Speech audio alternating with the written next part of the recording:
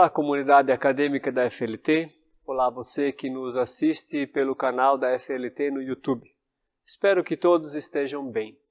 Celebramos hoje o culto do quinto domingo após Pentecostes. Estamos num tempo em que lembramos de modo especial o crescimento que Deus produz em sua igreja pela sua palavra na ação do Espírito Santo. Saúdo a vocês com o versículo lema da semana que iniciará no próximo domingo, palavra de Gálatas 4, o verso 6. E porque vós sois filhos, enviou Deus ao nosso coração o Espírito de seu Filho que clama Abba, Pai. Esse versículo aponta para duas realidades importantes sobre o Espírito Santo e a sua ação sobre a pessoa cristã. A primeira realidade é de que o Espírito Santo é uma dádiva, é um presente que o próprio Deus nos dá. Ele é o Espírito do Pai e do Filho que é enviado a nós. A sua presença e ação em nós não é uma conquista, não é resultado de um mérito, mas é um presente gracioso de Deus. E a segunda realidade é que o Espírito Santo é quem nos ilumina para crer que Deus, por meio de Jesus Cristo, é nosso verdadeiro Pai e nós somos seus verdadeiros filhos e filhas. É o Espírito Santo, pela palavra de Deus, que nos conduz a viver a vida como filhos e filhas de Deus. Sem o Espírito Santo, não há fé. Sem o Espírito Santo, não há vida cristã. Sem o Espírito Santo, não há relacionamento de amor de Deus para conosco e de nós para com Deus. Hoje, mesmo distantes e por meio remoto, nos reunimos em culto, sob a palavra de Deus. Envie o Pai, o Espírito do Filho, para que creiamos que somos seus filhos e filhas. Envie Deus o seu Espírito, para que pela palavra sejamos aproximados de Deus e edificados como comunidade de fé. Celebramos esse culto em nome do Pai, do Filho e do Espírito Santo. Amém. Convido para uma palavra de oração. Oremos. Amado Deus, nós te agradecemos, porque nesta manhã podemos celebrar culto. Até aqui tu tens cuidado de nós e tens nos conduzido junto de ti e em direção a ti. E agradecemos que nessa manhã podemos mais uma vez ouvir a tua palavra, que quer nos confortar e consolar, que quer também nos corrigir e nos orientar. Dá, Senhor, a cada um de nós o que precisamos ouvir da tua palavra nesta manhã. Que nossos corações estejam atentos e abertos para aquilo que queres presentear a cada um de nós nesta manhã. E dá com que estejamos abertos ao Senhor para que tu continues a tua obra na nossa vida. É no teu santo nome que nós oramos. Amém. Ouvimos agora um hino de louvor e em seguida ouviremos a pregação da palavra de Deus trazida hoje pelo pastor, professor Dr. Roger Marcel Vanck. E a graça do Senhor Jesus e o amor de Deus o Pai e a comunhão do Espírito reina aqui e para sempre, para sempre, para sempre. Amém. Que a graça do Senhor Jesus Cristo, o amor de Deus o Pai e a comunhão do Espírito Santo sejam com vocês agora e sempre. Amém. Há 2 semanas, conversando com um pastor da Alemanha, ele compartilhou que em seu país as pessoas, de forma geral, estão num ponto diante da pandemia que elas estão dizendo a seguinte frase: Wir haben es genug, wir können nichts mehr. Traduzindo, basta, nós não aguentamos mais. Diante de uma pandemia que parece não ter fim, diante de tantas restrições, diante de tantas mortes, diante de tanto medo, diante de tanta ansiedade, diante de tantas perguntas sem respostas, não apenas os alemães dizem basta. Talvez você e eu também tenhamos esse mesmo sentimento. Talvez você e eu também temos vontade de dizer basta, não aguento mais a pandemia, não aguento mais esse medo, não aguento mais a ansiedade que me consome, não aguento mais tantas incertezas, não aguento mais esse mundo virtual e remoto. Ou ainda, não aguento mais estudar, deu para a bola esse semestre. Afinal de contas, nós estamos concluindo um semestre letivo e, por incrível que pareça, ainda temos muitas coisas pela frente até o final deste mês. Quando vamos poder dizer basta? Embora esse seja o sentimento da maioria das pessoas neste mundo, não só na Alemanha, não apenas no Brasil e muito menos aqui no Mato Preto, este não deveria ser o sentimento da pessoa que crê em Jesus Cristo. Diante do contraditório, a pessoa que crê em Jesus Cristo tem uma outra postura. Mesmo que ela não seja imune ao sofrimento, às dores, às dificuldades. Como cristãos, nós também não somos masoquistas que gostam de sofrer ou que acham que vão ser salvos pela quantidade do sofrimento. Mas o que deve bastar em nossa vida não é o sofrimento em primeiro lugar, não é a experiência do contraditório, não são as restrições causadas por uma pandemia ou a quantidade de provas e trabalhos a serem entregues nos próximos 15 dias. Pelo contrário, o que deve bastar em nossa vida é algo bem diferente, que o texto previsto para o próximo domingo nos aponta com muita clareza. E nós queremos ouvir agora a leitura desse texto, que se encontra na segunda carta de Paulo aos Coríntios, no capítulo 6, os versículos 1 a 10. 2 Coríntios 6, os versículos 1 a 10, e eu faço a leitura na versão da Nova Tradução da Linguagem de hoje. Portanto, nós, como companheiros de trabalho no serviço de Deus, pedimos o seguinte: não deixem que fique sem proveito a graça de Deus, a qual vocês receberam. Escutem o que Deus diz. Quando chegou o tempo de mostrar a minha bondade, eu atendi o seu pedido e o socorri quando chegou o dia da salvação. Escutem, este é o tempo em que Deus mostra a sua bondade. Hoje é o dia de ser salvo. Não queremos que alguém ache defeito no nosso trabalho e por isso fazemos o possível para não atrapalhar ninguém. Pelo contrário, em tudo mostramos que somos servos de Deus, suportando com muita paciência as aflições, os sofrimentos e as dificuldades. Temos sido chicoteados, presos e agredidos nas agitações populares. Temos trabalhado demais. Temos ficado sem dormir e sem comer. Por meio da nossa pureza, conhecimento, paciência e delicadeza, mostramos que somos servos de Deus. Por meio do Espírito Santo, temos mostrado isso pelo nosso amor verdadeiro, pela mensagem da verdade e pelo poder de Deus.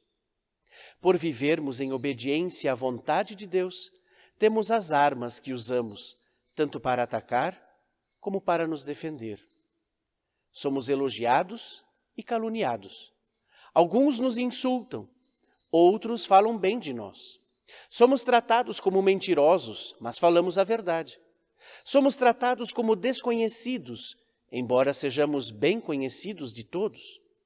Somos tratados como se estivéssemos mortos. Mas como vocês estão vendo, continuamos vivos. Temos sido castigados, mas não fomos mortos. Às vezes ficamos tristes, outras vezes ficamos alegres. Parecemos pobres, mas enriquecemos muitas pessoas. Parece que não temos nada, mas na verdade possuímos tudo. Até aqui a palavra do nosso Deus, e eu quero abordar 3 breves aspectos destacando o conteúdo desse texto. Em primeiro lugar, somos servos de Deus, e servos de Deus não recebem em vão a graça de Deus. servos de Deus não recebem em vão a graça de Deus. O apóstolo Paulo ainda está falando aqui nesse texto do ministério e da palavra da reconciliação, justamente o conteúdo imediatamente antes do nosso texto. Paulo está falando do seu ministério como apóstolo, mas falando também da reconciliação que Deus fez ao ser humano em Jesus Cristo. Nós temos que recordar que a carta de 2 Coríntios é uma espécie de defesa do ministério de Paulo. A comunidade de Corinto não via o ministério do apóstolo Paulo como legítimo. Você deve lembrar que quando a gente lê a primeira carta de Coríntios, ali Paulo trata de assuntos muito difíceis. Ali Paulo tem palavras muito fortes de exortação. Alguns acreditaram, creram, ouviram com atenção, atenderam às exortações de Paulo. Outros não. Outros começaram a questionar se ele de fato era alguém enviado de Deus. Questionaram a sua vocação, questionaram o seu ministério. Enquanto Filipenses é conhecida como a carta da alegria, 2 Coríntios é chamada de carta das lágrimas. Mas Paulo não se deixa abalar pela rejeição da comunidade, muito menos fica brabo com os coríntios, não fica de bico, não faz mimimi, palavras que conhecemos hoje muito bem. Pelo contrário, com amor, mas com lágrimas, ele defende o seu ministério. Ele afirma ser um ministério feito na presença do Espírito de Deus. Isso ele diz lá em 2 Coríntios 3:8. É por isso que ele fala do ministério dele como parte do ministério de Deus, do ministério da reconciliação, por causa da obra de Jesus Cristo. Paulo se coloca aqui como cooperador do Evangelho, junto com a sua comunidade. Ele e os demais cooperadores se colocaram como ministros do Evangelho, como pessoas que anunciaram a reconciliação. E a partir disso, ele faz uma exortação nesse texto. Ele diz para a sua comunidade em Corinto, não recebam em vão a graça de Deus. Não deixem que fique sem proveito a graça de Deus na vida de vocês, a qual vocês receberam. Seria possível pessoas cristãs ignorarem a graça de Deus? Seria possível pessoas cristãs receber a graça em vão, sem proveito? Como assim? Infelizmente, é possível sim que pessoas de fé ignorem a graça de Deus, principalmente em momentos de sofrimento e de dor. Principalmente diante de situações adversas e contraditórias, corremos o sério risco de ignorar a graça de Deus, de esquecermos das promessas de Deus. Somos levados pelo sofrimento a achar que Deus nos abandonou, que não vamos conseguir dar conta de tudo que temos na nossa vida. Isso também acontece quando não entendemos que em Cristo Deus nos reconciliou consigo mesmo. Não estamos em paz com Deus. Por isso Paulo aqui é enfático ao dizer, em nome de Cristo, pois rogamos que vos reconcilieis com Deus. Isso está nos versos anteriores ao nosso texto. Ao estarmos reconciliados com Deus, por meio de Jesus Cristo, somos uma nova criatura e vivemos a partir da graça de Deus em toda e qualquer situação. Paulo mostra que o sofrimento no ministério e na vida não é um sinal de abandono de Deus. Ele não faz isso, não fala dessa forma por mera retórica, muito menos por ser fatalista ou masoquista, já vimos que não é assim. Paulo busca na palavra de Deus o consolo. Ele fundamenta a sua exortação de não receber em vão a graça de Deus na própria palavra de Deus. Para isso, ele vai citar um dos textos mais importantes do Antigo Testamento. O texto de Isaías 49, o versículo 8. Um dos trechos relacionados aos 4 cânticos do servo sofredor, que na interpretação cristológica da Bíblia, obviamente se aplica a Jesus Cristo. Mas que Paulo, em vários momentos, também usa para falar do sofrimento no ministério, inclusive do seu sofrimento. Isso aparece várias vezes no livro de Atos, por Lucas, e também aqui em 2 Coríntios.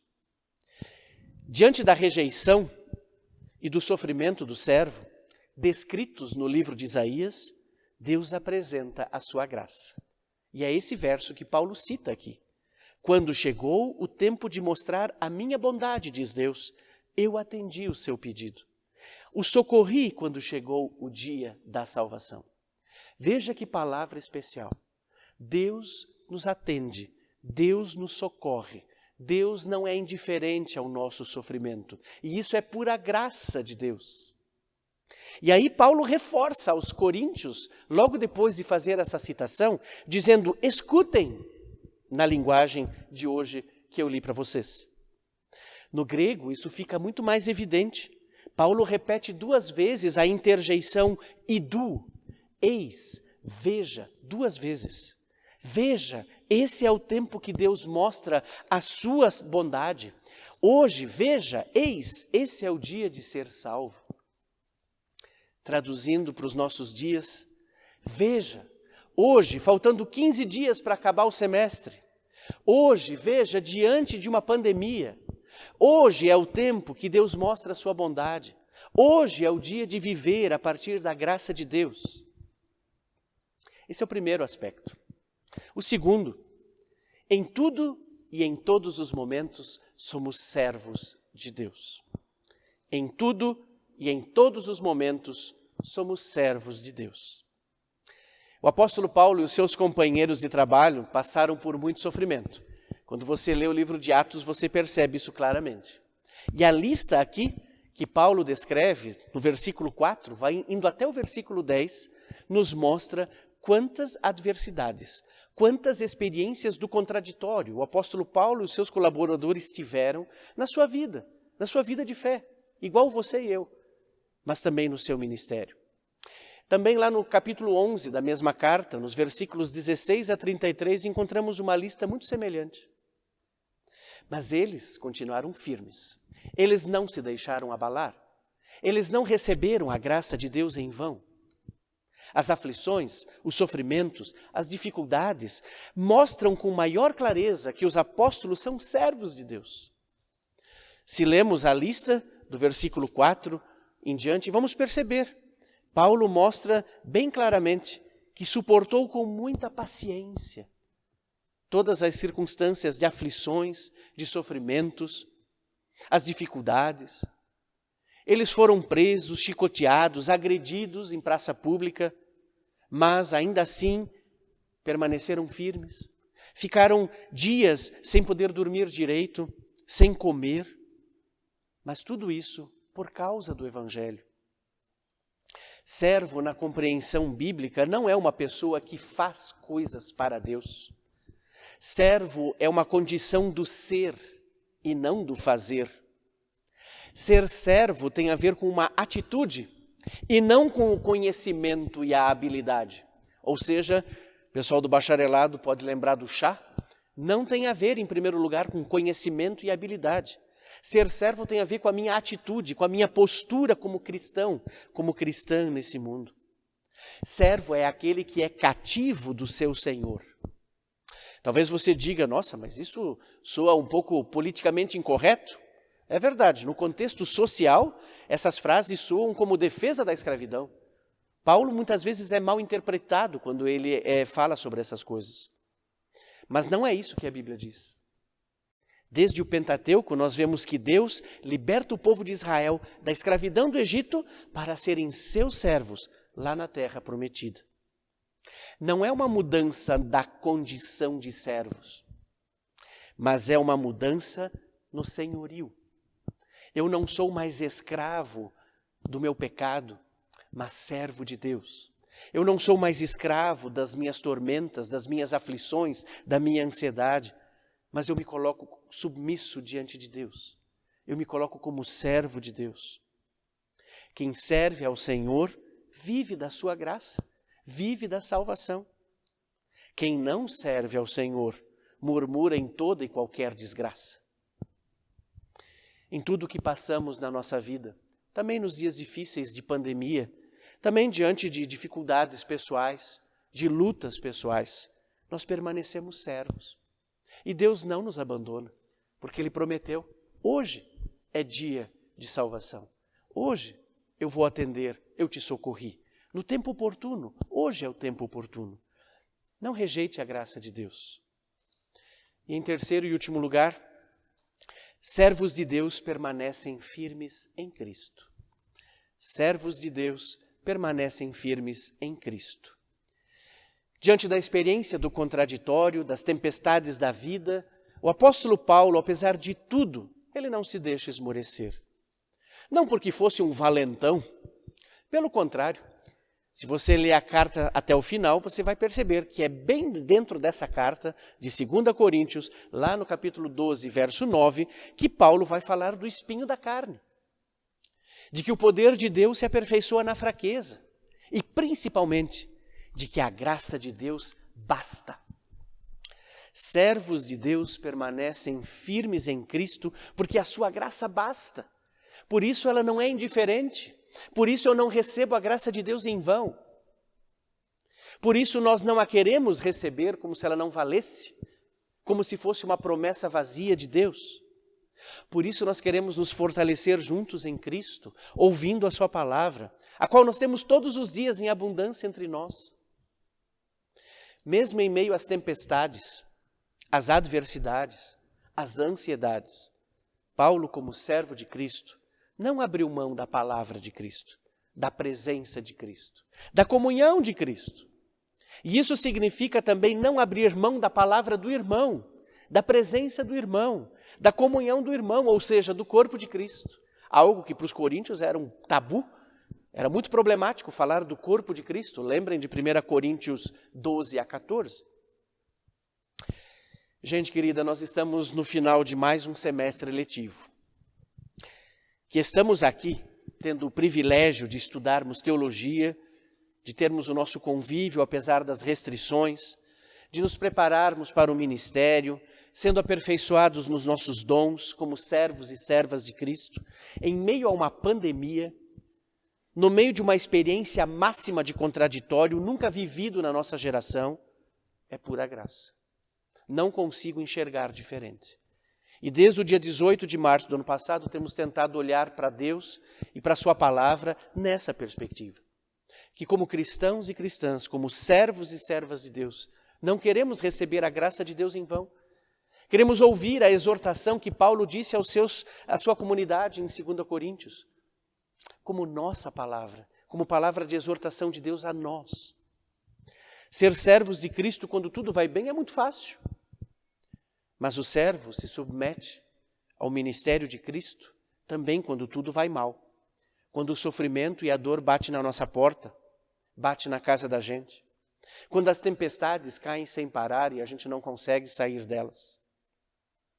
Se tudo provém de Deus, como Paulo disse no capítulo 5, verso 18, que nos reconciliou consigo mesmo por meio de Jesus Cristo e nos deu o ministério da reconciliação, então nós queremos continuar servindo ao Senhor com a nossa vida, com os nossos dons, seja nas aflições, nas provações, nas angústias, seja nos momentos bons, de alegria, em toda e qualquer situação. Não é fácil, mas é essa a postura da pessoa que crê no Evangelho. É essa a postura, a atitude daquele que se coloca diante de Deus como servo, que se rende diante de Deus, que entendeu o ministério da reconciliação, que foi reconciliado, perdoado com Deus por meio de Jesus Cristo. O Senhor nos diz também hoje, para você e para mim, nessa manhã de quarta-feira, nesse dia em que você está ouvindo essa pregação: eu te ouvi no tempo da oportunidade e te socorri no dia da salvação. Eis, veja, agora o tempo sobremodo oportuno. Eis, veja, hoje é o dia da salvação. Não depois da formatura, não depois de acabar o semestre, não depois de acabar a pandemia, não depois que todo mundo for vacinado.